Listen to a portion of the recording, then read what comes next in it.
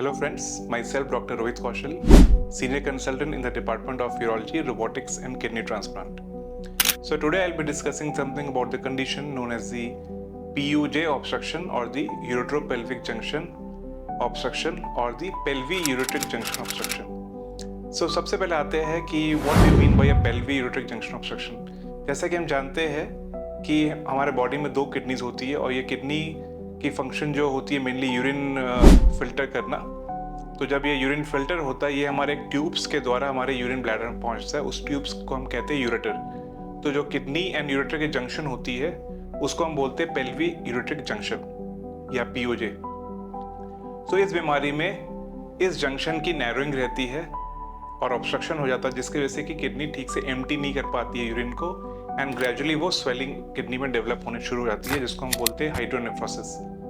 सो आमतौर पे बीमारी पैदाइशी होती है, बट कभी कभी ये बीमारी एडल्टहुड में भी हो सकती है because of other reasons, like किसी को स्टोन की प्रॉब्लम हो या किसी को ट्यूमर हो रहा हो या किसी को पहले कोई सर्जरी हो चुकी हो, तो उनको भी ये पीओजे ऑब्स्ट्रक्शन हो सकता है। उस केस हम उनको बोलते हैं ये सेकेंडरी पीओजे ऑब्स्ट्रक्शन है versus a primary PoJ obstruction, जिसमें कि ये बीमारी पैदाइशी रहती है बट हो सकता है ये डिटेक्ट बचपन में डिटेक्ट नहीं हो पाई हो, तो ये कभी कभी एडल्टहुड में भी डिटेक्ट होती है और उस वक्त ट्रीटमेंट की ज़रूरत पड़ सकती है। तो coming on to the symptoms, ये क्या प्रॉब्लम्स क्रिएट करते हैं और क्यों पेशेंट हमारे पास आते हैं। आमतौर पे बीमारी साइलेंट होती है, पर कभी कभी इसमें इन्फेक्शन हो सकता है, तो पेशेंट हमारे पास फीवर के साथ आते हैं, या तो उनको किडनी वाले एरिया में पेन हो सकता है या उनको इसके वजह से स्टोन्स किडनी में डेवलप हो सकता है, तो वो स्टोन्स के वजह से हमारे पास दिखाने आ सकते हैं। या कभी कभी ऐसा होता है कि उनको कोई चोट लगी हो, फिर उनको अंदर में ब्लीडिंग हो गई हो, फिर पेन हुआ हो, तो उसके वजह से वो हमारे पास आ सकते हैं एंड सो ऑन। सो जब ऐसे पेशेंट हमारे पास आते हैं तो हम उनकी कुछ टेस्ट करते हैं, जिसमें कि इंक्लूडेड होती है अल्ट्रासाउंड, जिसमें हमें किडनी की स्वेलिंग दिखती है एंड उनकी यूरेटर बिल्कुल नॉर्मल होती है। नेक्स्ट टेस्ट हम उनके कुछ यूरिन टेस्ट कराते हैं, यूरिन रूटीन, यूरिन कल्चर देखने के लिए कोई यूरिन में इन्फेक्शन तो नहीं है, फॉलोड बाई सिटी स्कैन, जिससे कि हमें कंप्लीट उनकी पिक्चर, एनाटॉमिकल पिक्चर एक डिफाइन हो जाती है। एंड फिर एक टेस्ट कराते हैं डीटीपी स्कैन या मैक्स स्कैन, जिससे कि हमें उनकी किडनी की फंक्शन कितनी है ये पता चल जाती है।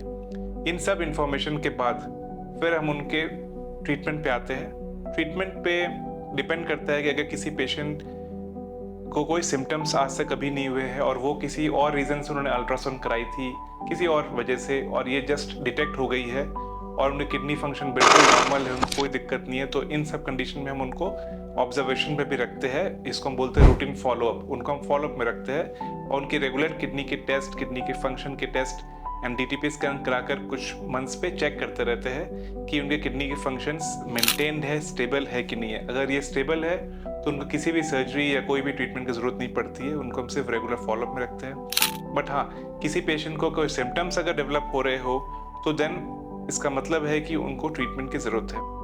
अब ट्रीटमेंट दो प्रकार के होते हैं। अगर पेशेंट हमारे पास fever and pain and infection के साथ प्रेजेंट करते हैं तो उस केस में हम उनको कोई डेफिनेटिव सर्जरी एडवाइस नहीं करते। हम सिर्फ उनकी इन्फेक्शन ठीक करने के लिए उनको एंटीबायोटिक एंड एक प्रोसीजर जिसको हम बोलते हैं कि नेफ्रोस्टमी प्लेसमेंट PCN, जिसमें एक पतली ट्यूब किडनी में बाहर से डाली जाती है ताकि जो भी पस एंड गंदा यूरिन है वो ड्रेन आउट हो जाए, या फिर उनके पेशाब के रास्ते से हम एक स्टेंट डाल देते हैं जिससे कि जो भी ऑब्स्ट्रक्शन है वो रिलीव हो जाए और जो भी इन्फेक्शन है वो ठीक हो जाए। उसके बाद हम उनकी डेफिनेटिव सर्जरी प्लान करते हैं।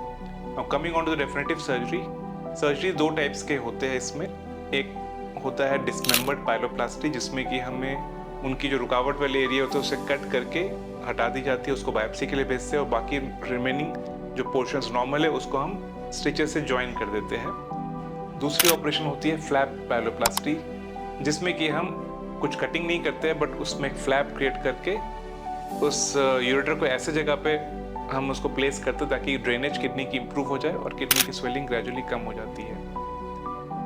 ये दोनों ऑपरेशन ओपन अप्रोच से भी की जाती है, जिसमें कि बड़े कट्स लगते हैं और पेशेंट को काफ़ी पेन होता है एंड वो काफ़ी दिनों तक हॉस्पिटल में एडमिट रहते हैं।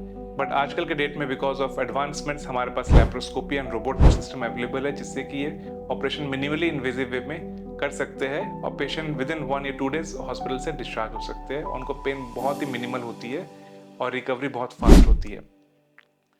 So friends, if any one of you or of your relative or friends are suffering from this problem or has been detected with this problem, please do meet a urologist at the earliest to get the correct advice and treatment.